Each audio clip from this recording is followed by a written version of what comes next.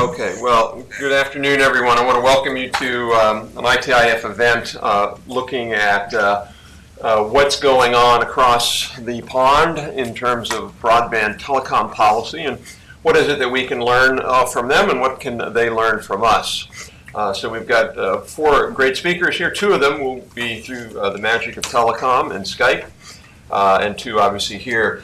So we're going to have short presentations from our 2 speakers who are in Europe or based in Europe. And then Jeff and Richard will make quick responses, and then we'll have some time for discussion. Let me just sort of tee this up by saying, why is this issue important? And I think the issue is important because there's been a long-held debate, both in the US and in Europe, about what is the right regulatory framework or right regulatory model in which to advance broadband telecommunications. And people will look at the US and say that's the right model. They'll look at Europe and they'll say that's the right model. And some of that gets all tossed into sort of who's doing better. So you have that whole debate, which we had a recent report on that Richard Bennett led on assessing US broadband performance. And some of it's just simply about regulatory preferences. So we want to delve into this today more deeply. And let me start by introducing our speakers. We'll introduce them in the order that they will go in.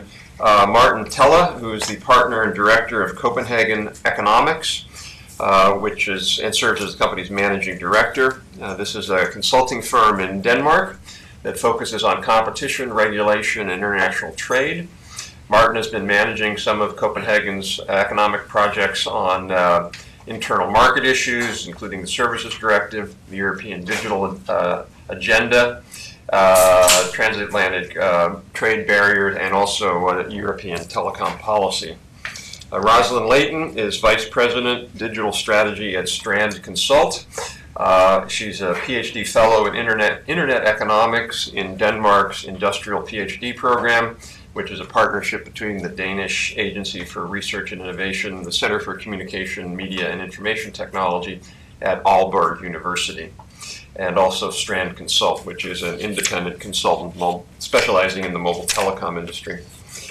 Jeff Eisenach, to my immediate left, is Managing Director and Principal of Navigant Economics. Jeff has a long history in telecom policy, all the way, at least when I knew him, started to know Jeff when he was the president and founder of the Progress Freedom Foundation, which was really one of the pioneering think tanks on broadband telecom policy. He served in senior positions at the Federal Trade Commission and the Federal Office of Management and Budget, and now is also a visiting scholar at AEI and has a long background in telecom, including several books and articles on the topic. And finally, Richard Bennett. Richard leads our work at ITIF on telecom and broadband policy. Richard is an engineer and also a policy expert. So with that, we'll start with Martin, and if you want to just kick off, just press the button on the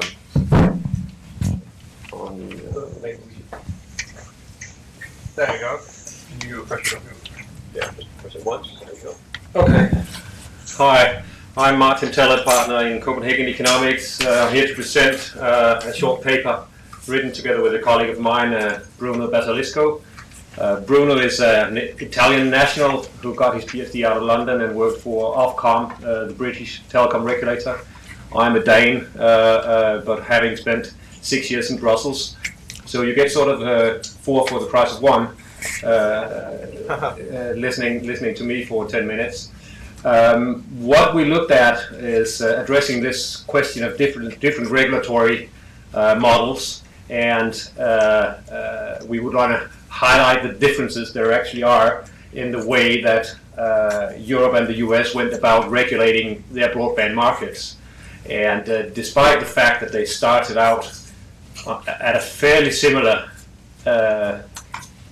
point 10-15 years ago in many respects, they took different regulatory choices, and comparing outcomes 10-15 years later, outcomes are quite different. So the clear answer for us, whether there is a global best performing regulatory model, is clearly no. and the differences that there were already from the outset 10, 15 years ago clearly explained the choices. So it's not a question that the US made the right choice and the EU made a wrong choice or vice versa. But what we believe is instructive is to look at the pros and cons of that natural experiment of addressing a fairly similar market and the same global technologies, but with two different market structures and two different regulatory approaches, and then try to learn what are the pros and cons and what are the best advice going forward. So simply speaking, we're gonna discuss the point whether it would make sense, as some has proposed in the US debate, to be so inspired by the European regulatory approach that you would want to argue to introduce what is perhaps the most significant difference, namely the unbundling in the broadband market. So that's what we decided to zoom in on, this broadband unbundling, and look at what has that delivered for Europe. So the main question here is, will broadband unbundling do any good to the US today? Some has proposed it, and the answer is very simple, no. But what is more interesting is perhaps why not. We think the natural differences in how this all started with the very large presence of cable in the US and the very different situation in Europe with a number of incumbents and a very different technology structure can explain why these different choices were made. Then the very interesting question about the degree of competitive pressures from different infrastructures in the US market. And I believe many analysts are coming to the conclusion that they are sufficiently strong to there not being a need for an ex-ante regulation of these players. This is of course a question, but comparing the US today and Europe, I would say that the US is in a way better place to rely on infrastructure-based competition than Europe is after 10, 15 years in broadband unbundling. So this would be the best argument for not considering unbundling, because you're already there where unbundling was supposed to bring you. Secondly, or thirdly, the US entry prices, which would be what you really would hope to get out of such kind of an unbundling, is already low.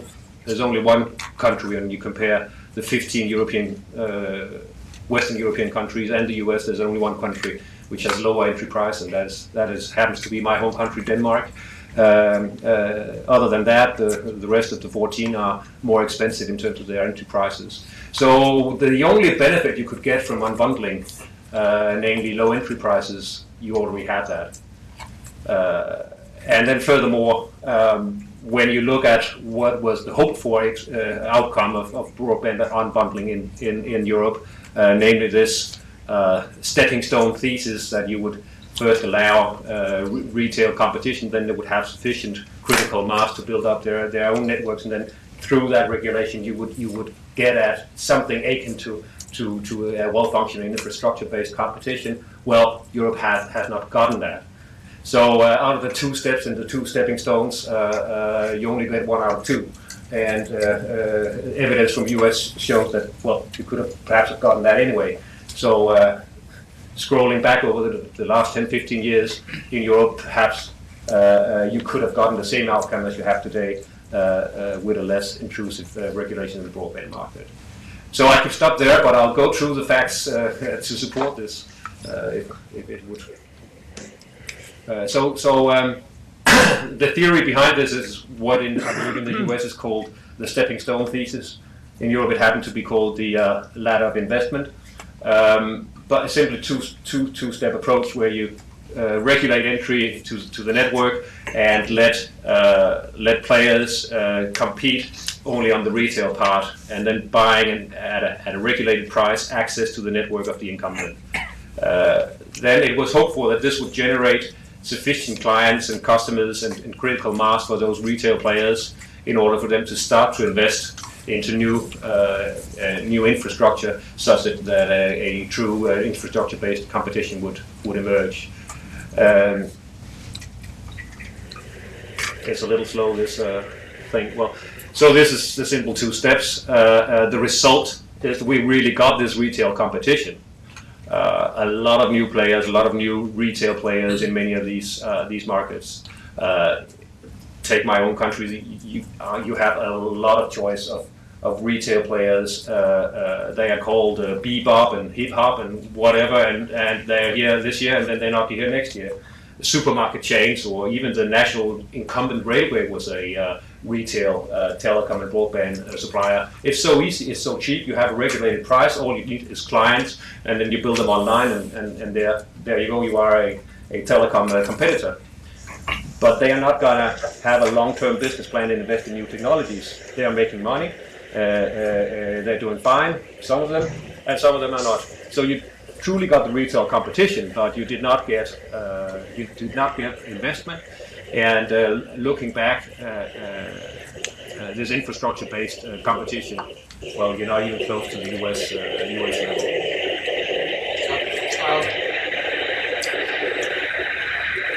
I don't know if that's folks who are on Skype, but if you're on Skype, if you could mute yourself till we're ready. Okay. This is just what I said about the retail prices. This is the lower package or basket of the OECD comparison fixed broadband. US comes second of these are the 14 Western European countries where it makes sense to compare. Next one is actually from your report, Rod, but a little oversimplified, but showing this difference with low entry prices and a more diversified price picture than you see in other European countries. Then you can argue what does that reflect? High price, high value, or some degree of market power. I'll leave Jeffrey and you to read that. But certainly that is the picture that come out of your very excellent description of the US broadband market. But you certainly got the low entry prices, and that to me is important because that is what you would get from unbundling as the maybe only benefit. So, but looking at then telecom investment, these are the latest numbers we have from the OECD per capita. Shows 50% higher investment in the US, and that's even when you compare the four largest countries. So this is not an argument of Eastern Europe or anything. Even France, UK, Germany, Italy, you are at a lower level. Looking and even if you divide by access path or whatever, you come to the same conclusions. Investment per whatever is lower. If you compare, this is actually, I think, an oversimplified picture from Jeffrey's report on capital expenditures in mobile. And if you look at the growth in Europe, it has been it has been no growth, small decline over the past 5, 6 years, whereas in the US an increase over 70%. So again, looking at mobile, it hasn't delivered the investment that it should. So this is really the problem. And taking it 2 steps back, what we see as a main concern is the huge impact that ICT, more broadly speaking, investments in not only in broadband cables and wireless communication, but also in computers, in mobile devices, all that has been encompassed as ICT investment is a huge difference, and it is a major impact on your labor productivity. And you'll envy that labor productivity boost that the US got. You know, Europe was actually catching up a very long trend from the late 60s, early 70s. Every year they caught up on the labor productivity in the US until 1995. Around that time, the path started to divert, and the regulatory environment, more broadly speaking, for investing and making the best use of ICT is a big part of that divergence. And it split a trend over 25 years, and you got a much, much better outcome. So stepping back from the issue, I say this is the most concerning issue. So we just did the calculations. If you had followed the EU level of investment in ICT, more broadly speaking, over a 10-year period, it would take 20 to 30% of your labor productivity growth away. and you wouldn't want that. It's a bigger question. It's a really big emphasis, and the way you regulate broadband markets has an impact. And there, you can have all the indicators you want, but if you boil it down to one thing, it has had a great impact on your labor market productivity. And if Europe could have the same, they would be very, very happy, or even having half of it. So this is crucial in having a huge economic impact. So there are poor investment incentives from this broadband unbundling, and we can perhaps come back to that in the discussion to dwell into why that is. So looking at the benefits, well, you would certainly get entry. Whether you would get lower prices on average, perhaps, but you already have the low entry prices. So I don't think there is much benefit, broadly speaking, on price. Service differentiation, more choice. Well, depends on how you interpret that curve. But if it is higher prices and higher value, a more differentiated offering to businesses, which would be sort of fitting well with the situation in Europe with very fierce entry-level competition, with small players coming in and out using that regulated access as their only platform, but without a bigger business plan. Well, it fits well, but what it will bring to Europe, I don't know. Then there is concerns about any kind of abusive behavior. Would it reduce that, or would it increase more? You can look through the decisions, and I have economists who do almost nothing but running from margin squeeze case to margin squeeze case in Europe, where the regulated price is squeezing and messing up, distorting the market, and then you have those retail players being squeezed by the incumbent and the regulated price. So you have lots of problems. So if you don't see any apparent abusive conduct problems that you can't control with your present antitrust law, well, you're very sure to get a range of other problems with the mix of regulation and competition, and I'm not sure it'll solve much in that respect. On the other hand, it's very sure that you will get disincentives to investments. You will get distortion to the competition that is, to some extent, already functioning, and those competitive pressures between mobile cable and copper. That will be distorted even further if one of them is having a very intrusive regulation. And then, of course, there are the costs and the complexity of regulation, more broadly speaking. So, to me, this is the very simple pros and cons picture for the U.S. So it might be a cure that is worse than the disease. Investment do matter a lot to your economy. Regulation can give certain short-term benefits, but you already have those. But it certainly has strong negative side effects in terms of the incentive to invest.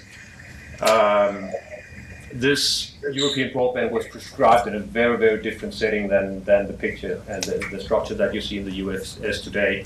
So to me, actually the debate in Europe is more, on the other hand, how can we counter those negative side effects from this in terms of too little incentive for investment. So they're not terribly happy about the outcome as they look at it now. It is extremely difficult to make regulators go back and roll back on regulation once it's there. So they're not saying straightforward that we need to roll this back, but certainly the frustration over the lack of investments is there. So does that track record make it attractive for the US today? Well, I think I've given my answer. It is not. I think it was a bad idea for the US back then, not because of the instrument as such. It has advantages going forward, but based on the structure with the prominence of cable and a lot of other stuff, it was not a good idea back then. And looking at how things have evolved in the US, it is an even worse idea now. And the track record in Europe is a mixed picture. So not a very strong recommendation. So we're getting a lot of noise on the Skype. I don't know what that is. If you're not, American. it's U.S. broadband cross talk. No, she's calling from Denmark. There you go. It's a backbone. It might be the NSA, I'm not sure. It's the Atlantic Ocean. It's all that talk they were doing about those risky topics earlier, I'm sure. Yeah, exactly. All right, so Martin, thank you. So we're going to turn it over now to Rosalind Layton. Rosalind, I think we will get we have your slides up here, so if you just want to jump ahead. Super. Can you hear me okay? Pretty well, yeah. A little bit louder when it might be useful. Okay. So, good afternoon, everyone. A month or two ago, the ITIF had a broadband panel with the head of international for FCC, a woman named Mindel de la Torre. She said that she was the broad for the broadband panel. So today I have the honor to be the broad for the broadband panel. It's great to be here, everyone. So next slide, please. When we look at the EU and the USA and fixed line access, we see that DSL network predominates in the EU. And this will be borne out by the comments on this panel. If you make it such that a carrier need not invest capital in the network, they won't. In fact, just as Martin said, you tend to attract a different set of entrepreneurs and actors, those that specialize in retailing and marketing, but not necessarily those that can build network. In the US, on the other hand, you can see there's more balance between DSL and cable networks, as well as a higher percentage of other wireline technologies such as fiber. This demonstrates how technology development is driving competition in the USA. Remember, it's not the level of technology. It's the level of technology, not the number of competitors, that creates competition. Another way to think about this is if you have an automobile, you probably don't care that there are 10 horse and buggy companies wanting your business. So, next slide, please. Europe is a fragmented market. Each country has its own language. Some still have their own currency. Historically, for European television, there was just one channel in each country, a public TV station. While cable took root in the United States in 1948, it didn't come to Europe until much later. Some countries, such as the UK, opted for satellite. But for aesthetic reasons, countries on the continent wanted cable. The Benelux countries had some of the highest penetrations, and this is why, along with the US, they score well in the OECD rankings of competition between network types. In other countries, for example in Denmark, many communities created their own antenna associations, sort of homeowners' antenna associations. And this was fine for a time, but the challenge is that when it came time to upgrade the network, they didn't have the capital to do that. So either those antenna associations had to be acquired by a carrier to be upgraded, or they just languished. We can also look at Germany, which is where the cable infrastructure was separated from distribution. So in practice, the cable operator is simply a retailer. So we see in Germany today a very big country, but relatively low cable penetration. And then you can look at Eastern Europe, communist Eastern Europe, which had really very little telecommunications infrastructure to speak of until the wall came down. In the old DDR, you had to wait years for a telephone. Naturally, things got going in Eastern Europe after the end of communism, but legacy is still there. Next slide, please. The game changer for cable came with DOCSIS, Data over Cable Service Interface Specification. This allowed the cable providers to turn themselves into broadband players. So just a network, just as it can expire like a carton of milk, the DSL providers realized that they had to upgrade their networks or they would lose their customer to cable. So today, you have DSL providers offering TV over their DSL lines. So there's a kind of an arms race between cable and DSL players. Next slide, please.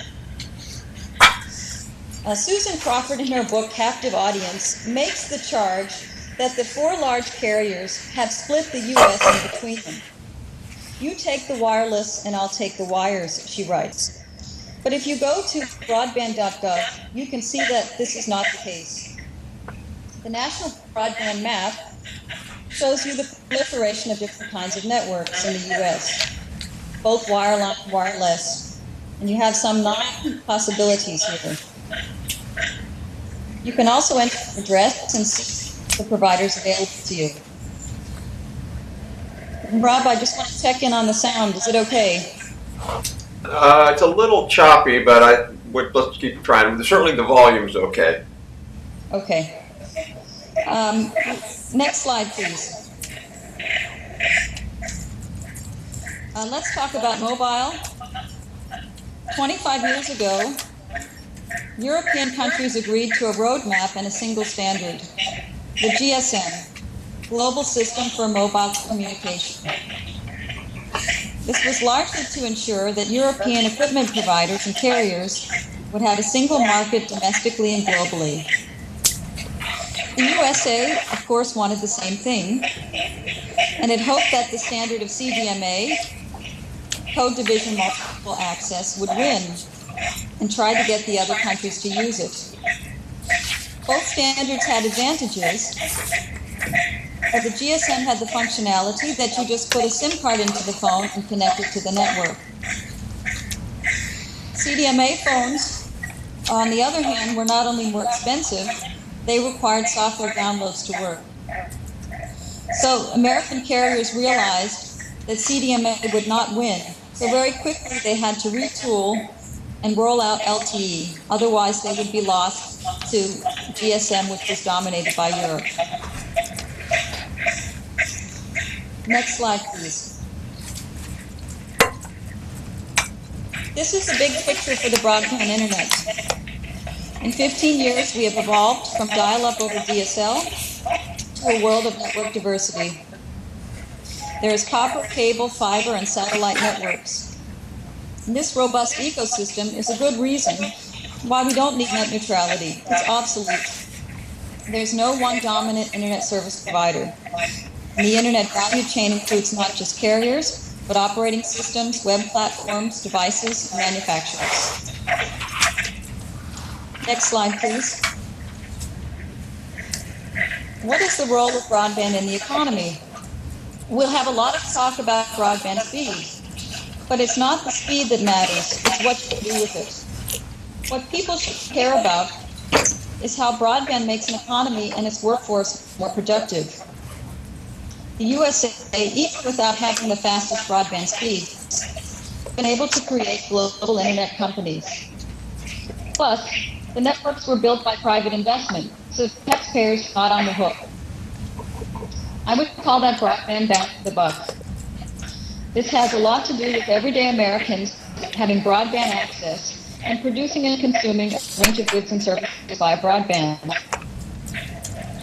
America has 14 companies in the Internet Top 25, more than any country. Europe has just 2, the UK and Russia, which is not even in the... So, last slide. So how is that cost working? The EU wants to become more like the US, not the other way around. The EU wants a single market. The US is a single market. The US had consolidation with carriers. The EU wants consolidation with carriers. The EU is dominated by DSL. The USA has network diversity. The EU has no top internet companies. The US has 15. So, I'm sorry, one more slide, please.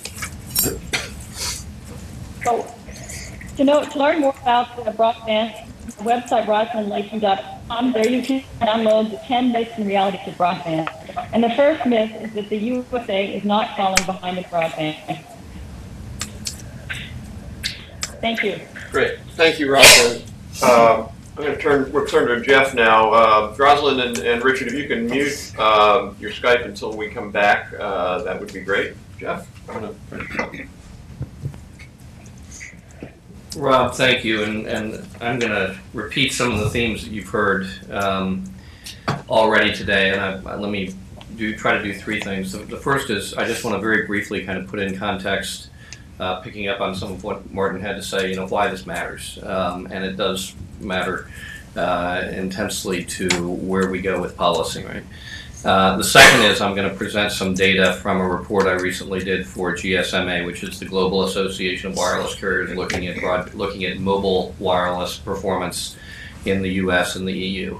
And then thirdly, I want to circle back and kind of emphasize a point that was just being made about the ecosystem nature of the internet and the industries, the markets associated with it, and talk about why not just broadband matters, but regulatory policies in general matter. So first of all, I've pulled up on my trusty iPhone here a article that I wrote in 2008, actually, and the title was on broadband, does the U.S. have it right after all, question mark.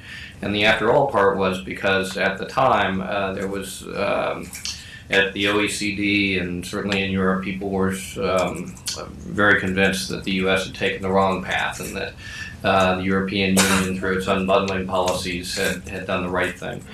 And in that article, and people were urging then, even more so than they are today, that the U.S. should change course and adopt European unbundling policies. And I quoted in that article a speech by Bill Kennard, which he gave in 1999. So let's give a sense of kind of how long this discussion has been going on. And before I quote Kennard, let's go back and put this debate in context. The Telecommunications Act was passed and signed in February 1996. It was the act which provided for competition in local telephony. Before then, we only had one provider of both voice and DSL services. DSL or ISDN was all there was, or a T1 line. And that was the local telephone company, and we provided for competition for other firms to enter that market. And there were kind of two theories for how that would play out, and one Martin referenced was the ladder of investment theory.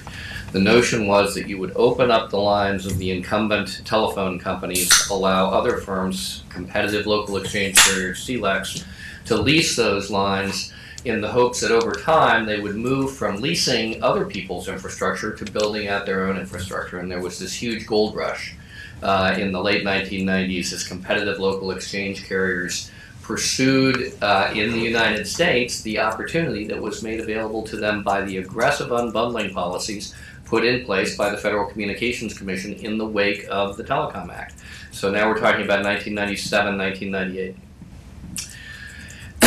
And that all came a cropper. That all turned out badly. Virtually all of those competitive local exchange carriers ended up going bankrupt in 2000 and 2001.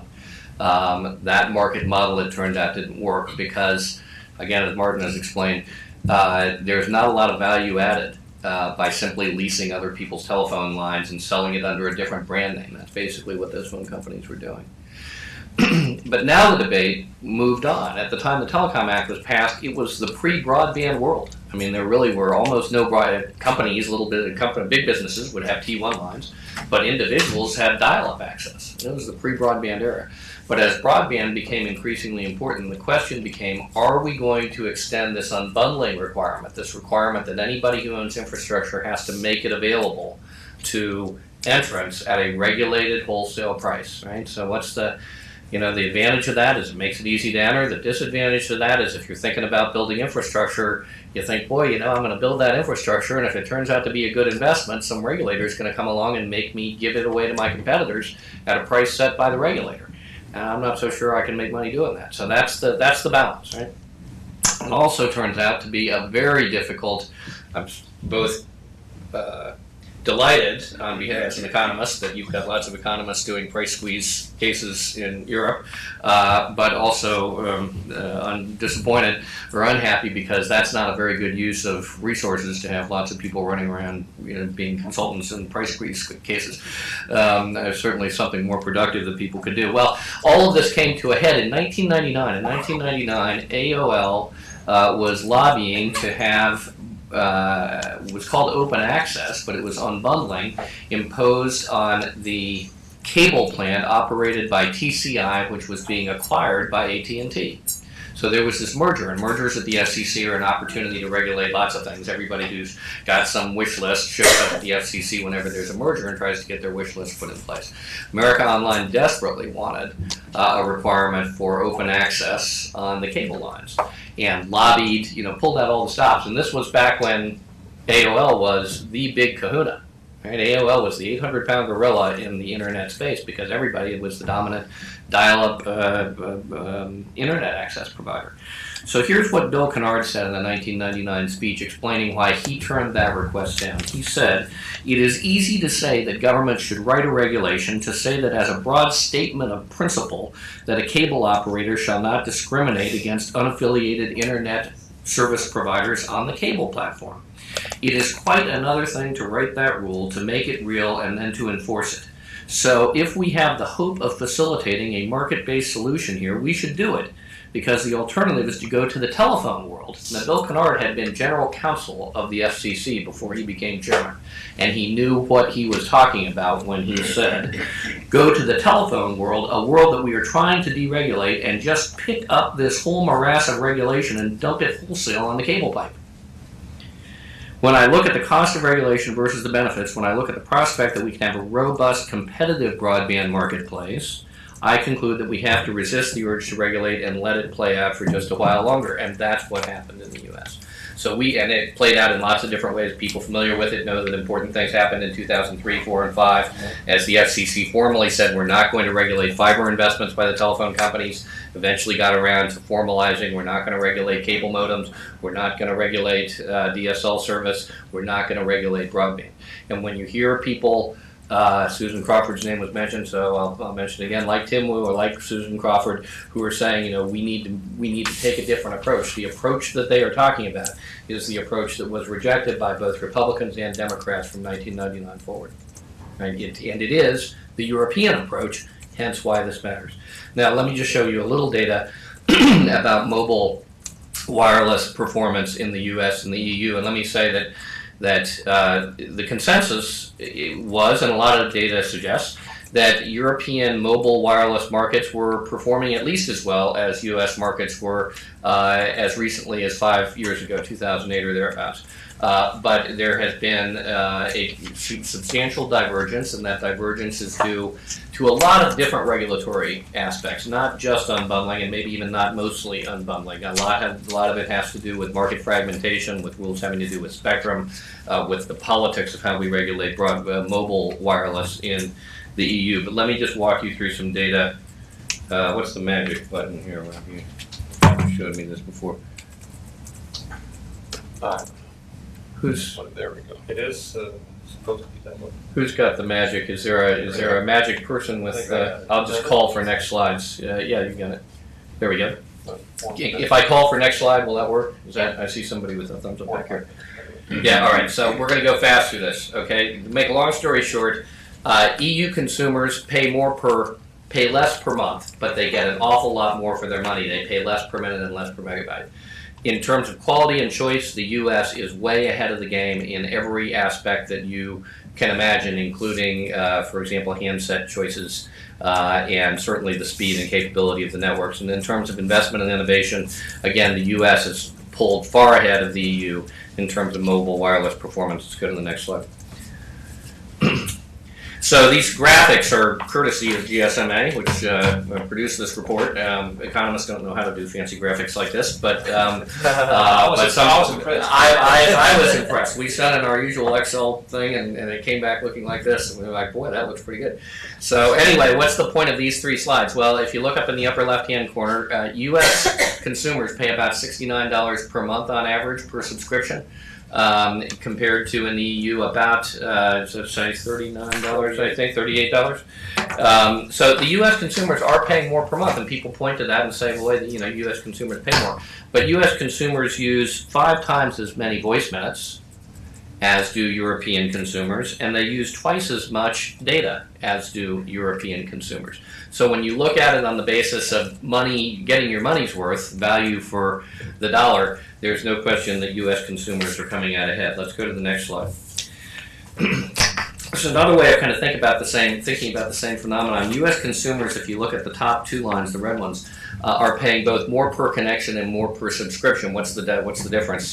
So I've got a connection here, and my iPad has a different connection, 2 different connections. That's revenue per connection, right? But I only have 1 subscription. That's revenue per subscription. So if you look, all of the revenue per connection, like basically the price per month paid by consumers, they're all going down. They're all going down pretty quickly. They're higher in the U.S. than the EU. But the thing that's interesting is revenue per subscription in the U.S. is actually going up. And why is that? It's because more American consumers are buying more devices and using them more intensely than in the European Union. And that's a function, again, of the fact that the value proposition is better in the United States. You're getting more for your money. There's more content. You have more choice of devices, and you've got faster networks, and all of those things add up to a better deal for consumers. Go to the next slide. And up in the upper left, you see mobile data average connection speeds. I think, this almost takes people's breath away when they see it, because you're so used to hearing that the U.S. is behind. The U.S. is not behind. The U.S. is 75% faster now. That's the top line. The second line there is the EU. And according to Cisco, is projected to be running at about 14 megabits average connection speed for mobile broadband connections by 2017, compared to about 7 megabits for the EU. So the U.S. is ahead and is getting farther ahead faster. And when you look down in the bottom right, I thought these statistics were astonishing, really. A recent survey by Nielsen looked at usage, and you see U.S. consumers are dramatically, U.S. is the top spike in each of those parts of that graph. And what you see is that U.S. consumers use dramatically more video. They're much more likely to stream music. They're much more likely to do extensive web browsing. And amazingly, in the EU, many people with smartphones don't have data plans. Now, you would think if it's such a good deal, if it's so cheap, why wouldn't you get a data plan? Many people in the EU are actually buying a smartphone and then only using it on Wi-Fi networks at the coffee shop or at home. We're down to my last slide, and let's go to that. This is some of the data that Martin presented earlier on the left, and that is just the fact that CapEx in mobile wireless networks is up 74% in the U.S. since 2007. It is down 3% in the EU since 2007, and that is a function of a very profound distinction between the two markets, and that is that the U.S. will have about 20%, 19% of all U.S. subscribers will be LTE subscribers on 4G networks by the end of this year, compared with about 2% of EU subscribers. And there's a lot behind that, but essentially there's a lot of LTE, essentially ubiquitous LTE availability in the United States today, because 3 carriers have and 2 more are building out ubiquitous LTE networks, and LTE coverage in the EU is still extremely spotty. And I just want to, one last point and I'm done, and that is that the ecosystem piece of this matters, right? So when I was in Brussels presenting this paper a couple weeks ago, people came up to me and they said, it's not just in mobile wireless that we're behind, it's throughout the internet ecosystem. And if you think about it, we were seeing some data on this a second ago, but think about it, of the top 10 content destinations in the world, led by Google, Yahoo, etc., 8 of them are American, 2 of them are Chinese, 0 of them are European. The Europeans have fallen completely off the leaderboard when it comes to mobile wireless devices of any kind. Think of a major computer manufacturer, think of a major software provider, you can think of SAP, and nobody else, and after that it's pretty far down the list. So the long and short of it is that the problems with regulation and the impact of regulation, I believe, extend across the mobile wireless ecosystem. They include things like privacy. Privacy regulation in the European Union makes it harder to monetize content, and hence there is less European Union originated content. So I think it's not just the mobile wireless, it's not just broadband, it is those things, but if you're in the European Union and asking yourself, what do we do to get back on the horse here, I think you have to take an holistic view across the ecosystem and ask yourself, what is it going to take us to get things going again? But they're good at soccer. But they're good at soccer. And many other things. Many other things. So with that, Richard, do you want to wrap it up here? Okay, yeah, I should point out one area where Europe does lead is the Pirate Bay is by far the most popular piracy site on the internet, so they do have that. I thought I'd just summarize the major findings that were in our whole picture report on the status of U.S. Broadband versus European broadband, just for the sake of kind of setting up the questions that follow. We looked at the overall system in terms of four major dimensions: deployment, adoption, speed, and price. And the major findings on deployment were that the U.S. is third internationally in intermodal competition, which is to say the ability of consumers to choose between DSL and cable. And we're actually behind two European nations, they're Belgium and the Netherlands, that have historically had high cable penetration. 19% of American homes have access to a fiber to the home product, primarily Verizon Fios. We're installing 19 million, roughly 19 million miles of fiber each year for the last 2 years, which is more than Europe as a whole, despite the larger land area and population. 94% of Americans have access to cable modem service, and the OECD average on that is 53%, so that's a huge advantage. We're also seeing increasing deployment of VDSL2+, which, in case you don't know what that is, that's the technology that's embedded in AT&T's UVerse service and a comparable service from CenturyLink, which essentially extends its fiber to the node, fiber to the curb, fiber to the neighborhood. It reduces the length of the copper loop in the DSL plant and increases the throughput. This is something that's very difficult to do in the unbundling regime that Europe has, because if you want to shorten the copper loop, what you would have to do in the European case is coordinate with all the mom and pop over-the-top ISPs who are sharing the loop to relocate their equipment and upgrade it and bring it closer to the consumer's home. But when AT&T or CenturyLink wants to do that, they simply have to pull the fiber out and then install the node. Somebody talking? No, go ahead. Oh, okay. And LTE, of course, is a huge success story in the United States. It's projected to reach 98% of American homes by 2015, as Verizon and AT&T essentially cover the same population that has 3G service today will have 4G by 2015. And it's certainly, especially in the rural areas, it's a very credible competitor to DSL and cable for home internet service. On adoption, the thing that I find most surprising when we compare the American and European policies is that Europe has sort of wanted to be the Walmart of broadband by offering a set of policies that should, in principle, provide the lowest possible price to consumers. But that doesn't show up in terms of the adoption figures. About 70% of Americans have some sort of wireline broadband at home, and it's roughly about the same figure as you have for Europe. So if there were any merit really to the unbundling policy, you would expect to see higher adoption following from higher prices, but simply not the case. And of course, we have. I don't think it's still true today, but as of maybe a year ago, the majority of all the LTE users in the entire world were in the United States.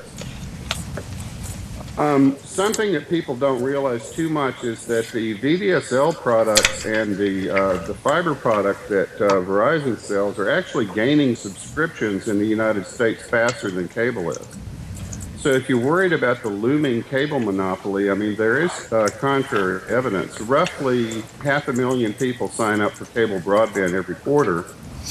But the fiber-based phone company broadband services are gaining about 750,000 consumers every quarter, so it's actually growing fast. There's a huge exodus away from legacy DSL, however. So the overall market share of the phone companies is not increasing at such a rapid rate. And in the United States, the other adoption thing that we find very interesting is that consumers are voluntarily migrating higher speed broadband plans. The FCC found this in their latest study of American broadband performance. So where does that leave us overall in terms of performance? In the fourth quarter of 2009, Akamai ranked our average broadband speed 22nd in the world, but in fourth quarter of 2012, the most recent data, we're up to 8th. We used to be tied with Denmark for 8th, and now we have undisputed control of 8th place. 4 European states are faster: Latvia, Switzerland, Sweden, and the Czech Republic. The latter 3 all have very large cable penetration by European standards, and Latvia is essentially one city that is upgraded to fiber. But their adoption rate is still lagging behind the United States, even though they have higher speed. 82% of America can get DOCSIS 3, which has an internal rate of 160 megabits per second. The average peak speed of all IP addresses in the US for Akamai is 30 megabits per second. That includes institutional and business IP, of course. It's obviously not just all DSL and cable. So our entry-level prices, according to the ITIF data set, third lowest in the world, and of course introductory rates of $16 a month are commonplace around the US, and that's usually good for about a year. In the middle range, our prices are higher, but so are our costs because of our population distribution, so that's not really surprising.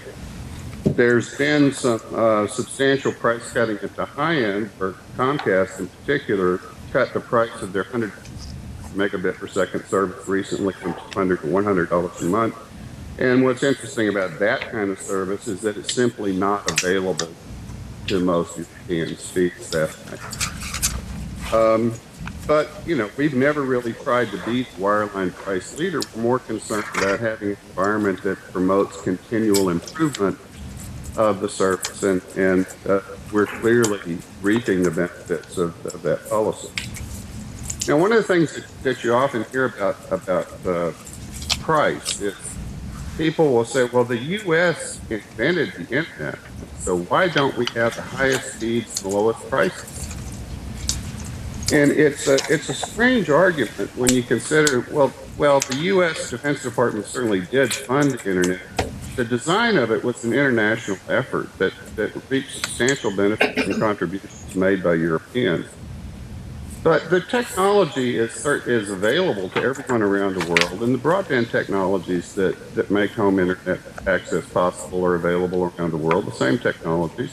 So there's really no reason why you would expect the United States or any other country to inherently have the fastest speeds and lowest prices in the whole world. You're obviously get those high speeds, low prices in places where the demography is favorable to it, like Hong Kong, Seoul, and Tokyo. And that's much, what happened. So it's more a question of physics than it is of the history of internet invention. A couple more minutes, Richard, then we'll wrap up. Okay, so that's really about it. We have a low population density in the U.S. compared to some other countries.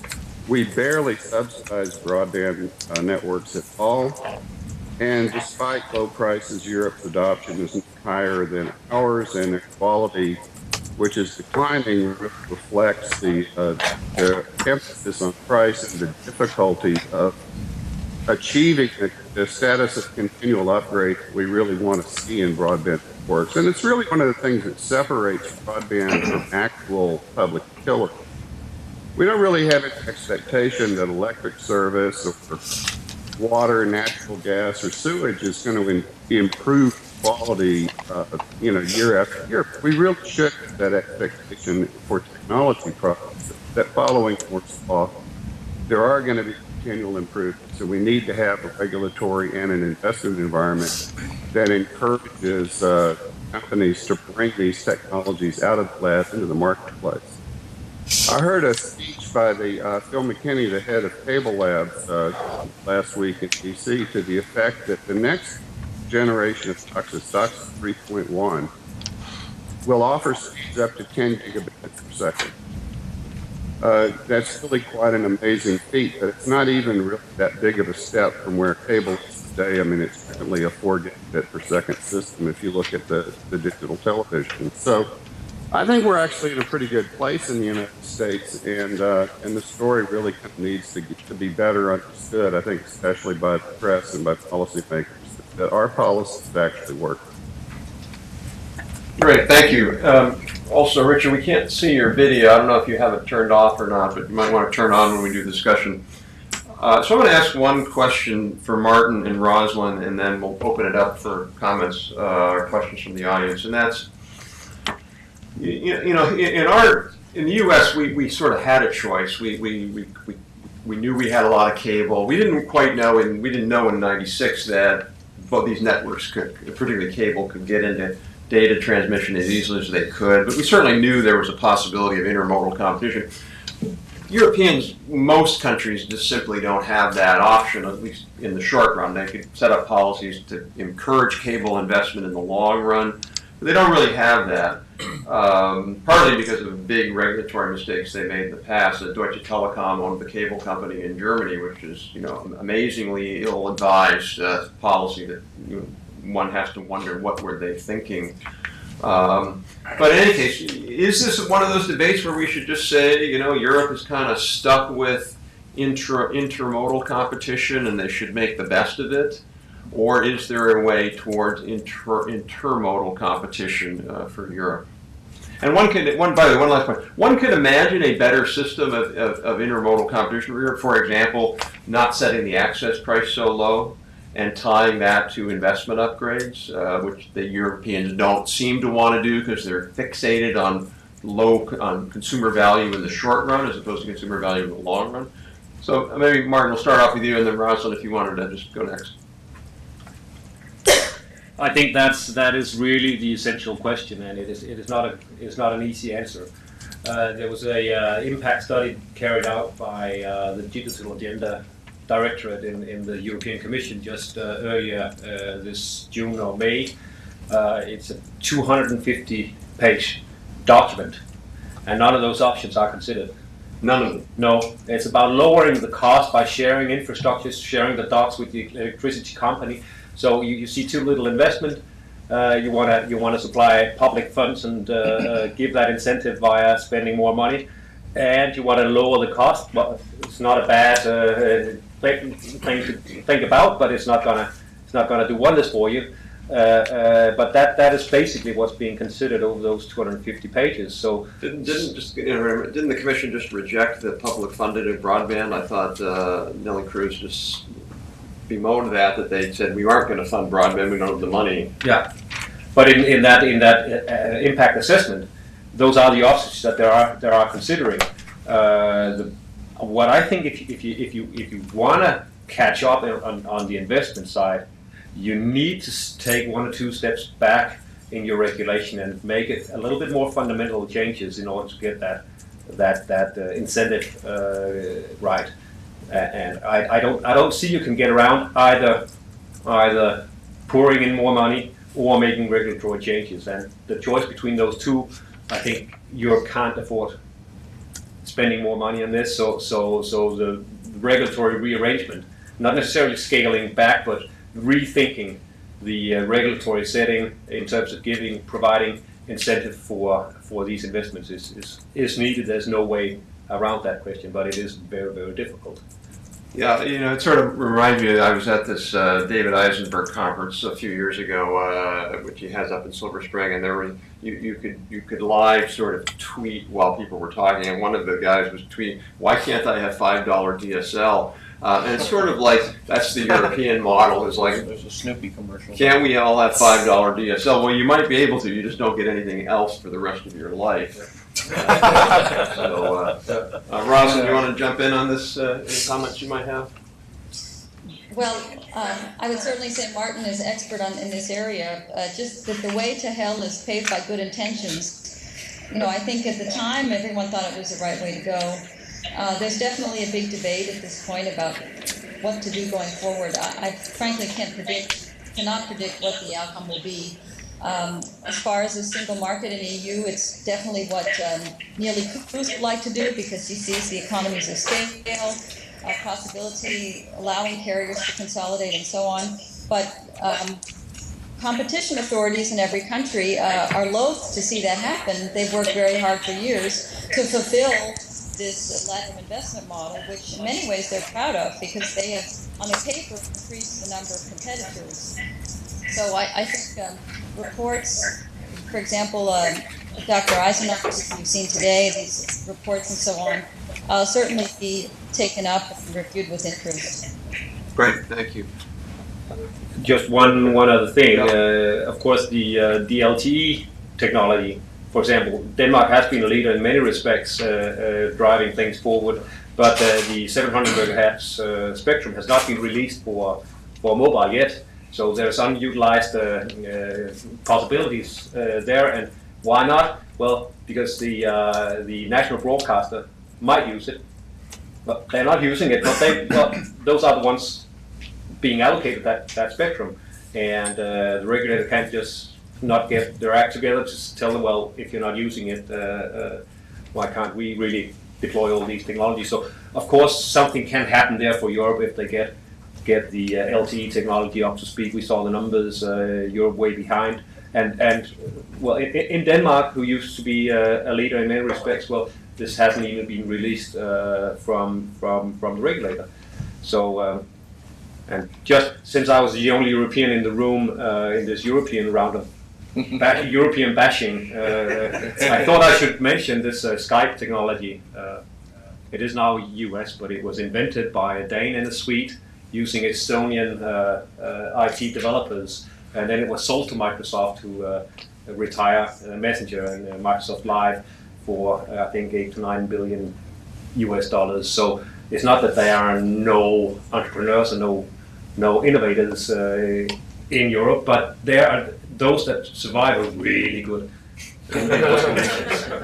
And we don't have just really good entrepreneurs. We have average like you have, but the conditions are just better over here. Yeah, no, the study we've cited numerous times where it shows that European rates of invention are the same as American, but our rates of innovation are much, much higher. So it's not like Europeans can't invent and don't have the technical capability. Comments or questions from folks here? Yes, sir. Could you can identify yourself? Sure.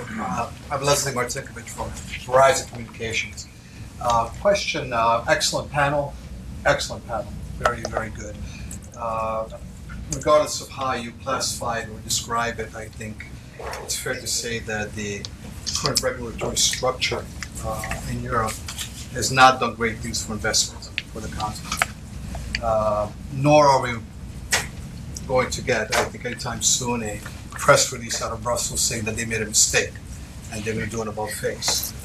But I'd like to go back to the issue of the single market, because I think this is an interesting conversation that has now started in Europe. And I will be interested in the views of each of the panelists as to what would you say would be some of the key elements that you want to see as a part of that conversation about a potential single market to change this around, to change the investment climate around and put it on a different footing.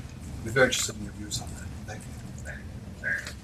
Yeah, and maybe when you're doing that, I guess the analogy would be, where would our broadband be if we had 9R box today? That would be the, I think, the right analogy to think about. There are some people who argue that we'd be better off with 9R box, and we disagree. Martin. Yeah, we have 27, so makes it a little harder. I did a study 3-4 years back about the cost of non-Europe in the digital area for the European Policy Center, and the broad conclusion that we came to was Europe is not behind because of basically because of lack of broadband availability. The adoption has been slower. We were not behind because of lack of e-skills or availability of computers and gadgets. Well, we were a little bit behind, but that was not the main reason. The main reason was the regulatory environment in the content layer, and we quantified those those what I call the regulatory sawtooth. every time as an entrepreneur you enter into a new market, you have new regulatory costs, and it is a sawtooth like this. You want to scale up your business every time you enter into a new market. You have to adapt your business model. You have to hire lawyers. You have to go through a tedious process, and it just slows down your innovation. And many European entrepreneurs, when you ask them, you developed in the Netherlands or in Sweden, where do you want to take your business next? They want to go over here.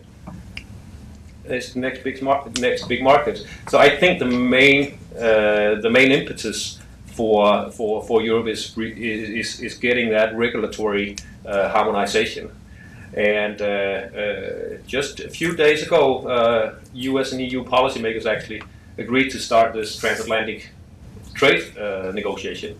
So what I would be looking forward, and I think a lot of people will be busy over the next 5-10 years in dealing with that, is if you can have the combination of integrating the European markets for telecom regulation and the US market, then I think we got something very interesting with a new pressure on Europe through these transatlantic talks. So I think we are looking forward to another 5-10 years of very interesting policy stuff in this area, and I hope it goes in the right direction of a harmonized and regulatory environment more conducive of investment. That is certainly what would be needed, and that would present business opportunities for U.S. companies, but in the other direction as well. So I think this is very interesting. Joe? I guess a couple of thoughts. One, I don't think the right comparison is 9R box. I think the right comparison is 50 state public utility commissions, right? So, which is what you have in the EU, and I think 27. And in that context, I don't want to be too cynical here, but I do think it's important to be clear-eyed. Every regulator, every regulatory institution is a bureaucratic entity that seeks to persist and to have power and to exercise authority. Right? It has constituencies, people who seek to use the power of the state to enrich themselves or to disadvantage their competitors. Seek to make use of the regulatory process to achieve those goals. And this is Ronald Coase's wrote about this famously, talking about the Federal Communications Commission in 1959 and its spectrum allocation policies. So this is not new news, right? So when you multiply the number of regulators, you're multiplying the number of decision makers who demand to be lobbied. So when I believe it was Everything Everywhere, which is one of the major cell providers in Europe, wanted to reallocate some of the spectrum it has in the UK from 2G service to 4G service.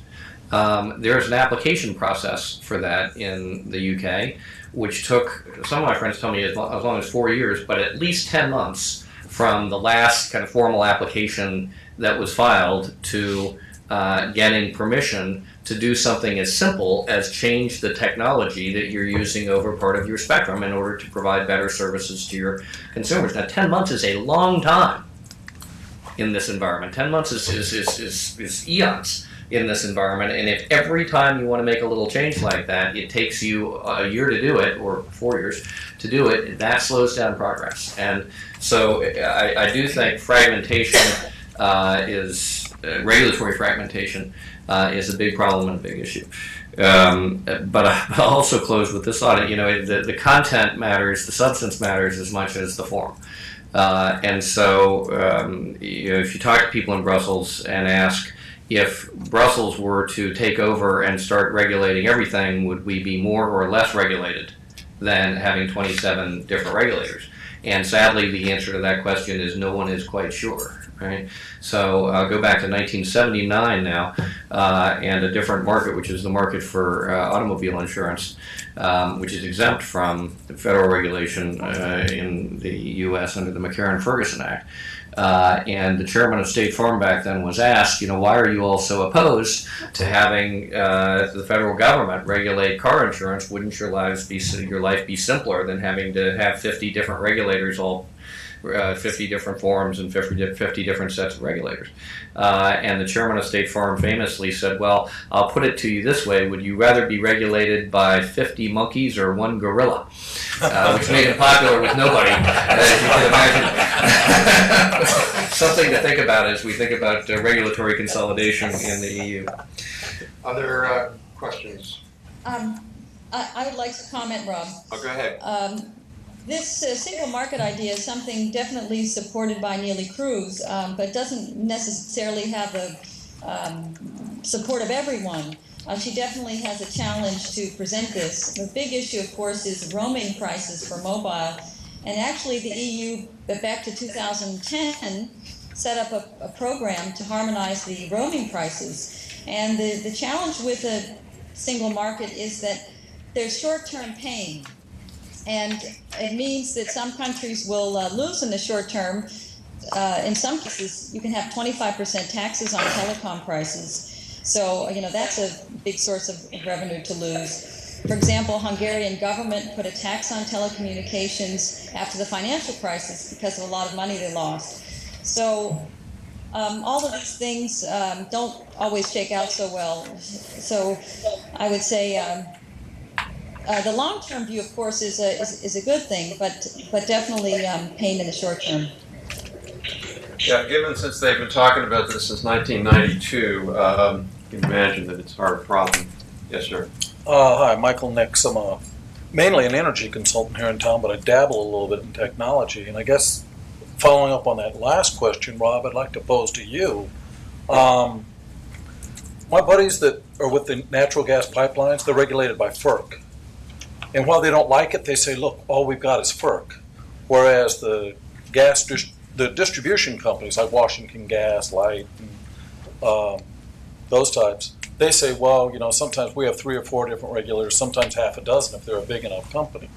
As somebody who does both energy and technology, the way it's always been explained to me by my tech buddies is the FCC has a lot more power on regulatory matters vis-a-vis the public service commissions than the FERC does towards the PSCs. Has that been your finding here with telecommunications? The reason we've been able to make more advances in telephony and wireless and this type of thing is because the FCC has been able to move forward more and kind of take away authority from the state commissions.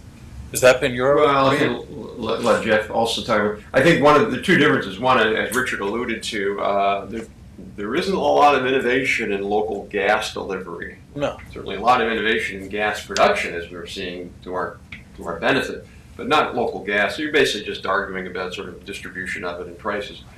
On telecom, broadband, there's a huge amount of innovation, and getting the regulatory framework matters most because of this kind of Schubertian innovation. I think one of the advantages in the '96 Act is it did preempt states in significant ways. Our whole view generally is states really shouldn't be playing much of a role in internet policy. It's just the internet policy is by definition cross-border, and they generally make things worse by erecting essentially Europeanization of our internet market. So I think in that sense we're farther along. Jeff, do you want to jump in? So a decade or so ago, there was a debate about distributed generation, and the notion and the technology to realize this opportunity is out there now and more advanced than it was a decade ago, obviously. And it's the notion of small gas-fired generators, very high RPMs, extremely efficient. They're about the size of a refrigerator, and the notion is they sit outside a 7-Eleven or in a housing development and power a housing development or a shopping center or whatever. And why is that important economically? It's important economically because now all of a sudden you have the natural gas distribution network competing head-to-head with the electricity generation network for the distribution of electricity, right? Because if I can make my electricity on site using natural gas, that changes everything.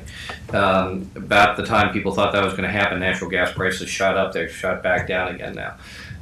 It is certainly the case that we have very intense regulation of natural gas and electricity distribution utilities, including unbundling.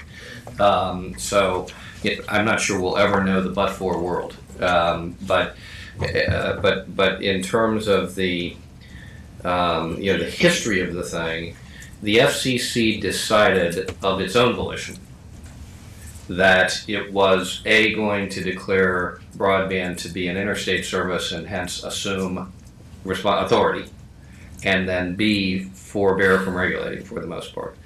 And I think when a lot of us now look at the debate in particular over net neutrality, we haven't talked about this yet, but that issue is in the courts. Why does this matter? That issue is in the courts. It's going to be decided this summer. If the case goes against the Federal Communications Commission's current rules, then the argument is that the Federal Communications Commission should reverse those key decisions from the late 1990s and early 2000s, declare broadband a common carrier service, and impose all of the regulations, in principle at least, to broadband that we have forborne from imposing for the last decade, all of the regulations that we do impose on natural gas and electricity, and all of the regulations, or many of them, that they impose in Europe today. So when you hear let's have common carrier regulation of broadband, what you're talking about is what Bill Kennard was talking about in 1999, taking that entire morass of telephone company regulation and dumping it on the broadband pipe. Other questions or comments? So I have one I want to close with then, and that is when we did our report recently, and I think in February, one of the things we looked at was just what's the difference in profit rates between US ISPs and European ISPs. And I have to say, going into it, we thought that US ISP profits would be higher just because there's all this unbundling, you're forcing access prices down in Europe. We didn't think US ISP profits would be super normal. We just thought they'd be a tad higher than European. In fact, what we found was that they were 4 times lower than European profits. And I have some theories about that, but I'd be curious for our 2 European colleagues, why do you think this is the case, that with this aggressive unbundling and really putting pressure on access prices, why are their profits still higher than ours? Yeah, I think it's a good question. The first question I ask is how do you compare those profits and get that result? You got to look at the risk-adjusted use of capital and a lot of stuff. So I'm not too sure about that, about the conclusion firsthand. So it's a little hard to comment. But if it indeed from all those different angles turns out, well, it is perhaps the sunk cost of a bad regulatory regime that you see there sitting in some kind of profits with these incumbents. I think one theory ours is that they're if there's less CapEx, which is what your data ingested, then you have higher profits. You're milking your revenues as opposed to reinvesting your revenues. Well, that's why you got to have this forward-looking investment perspective in it as well to get a. So yeah, it's a difficult question, but it could certainly be because of the lacking investment. But that's just a slow and painful way of dying. Rob, I might venture to, I can't speak to any one company. I can just say 2 things. I might agree with your first suggestion about having lower CapEx. The second thing is 25% of expenses have to do with sales and marketing. So we know that in the U.S., the carriers are fighting fiercely for each other's customers. So they do spend, definitely spend a lot in sales and marketing. The Europeans do as well. But I did read the ITIF report, and I noticed, I did notice that the U.S. profits were lower in a number of ways. So what I definitely, why don't you invite us back and we'll study that and come back and talk about it. That sounds good, or blog. I mean, one company that we did look at that had very, very high profits, which is sort of the European CLEC darling, which is Free, which is the competitive provider that's in Paris and a few other big cities, and has laid a little bit of fiber, but runs some extent on France Telecom networks. Anyway, according to one analysis by, I think it's by Yochai Benkler at Yale, one of the reasons Free makes so much money is because when they have VoIP calls on their network, they actually get paid when their customers make a VoIP call to a wireless customer, which is a really great business model. It's sort of almost free service that it costs you nothing to provide, and you make a bunch of money from it. Which again sort of goes to, I think, a pretty strange distortion of how European does wireless prices, which we don't do that way. Good. I think this is good. I want to close this then. First of all, I want to thank Rosalind and Martin for joining us. Jeff is a regular, and Richard is a real regular. But thank you both for joining us. And I think this is a really interesting discussion that kind of drills down a little bit deeper than oftentimes into the differences between the two systems and the pros and the cons. And also want to thank all of you for coming, and we'll have the rest of the good day. Thank you. Thanks for having me.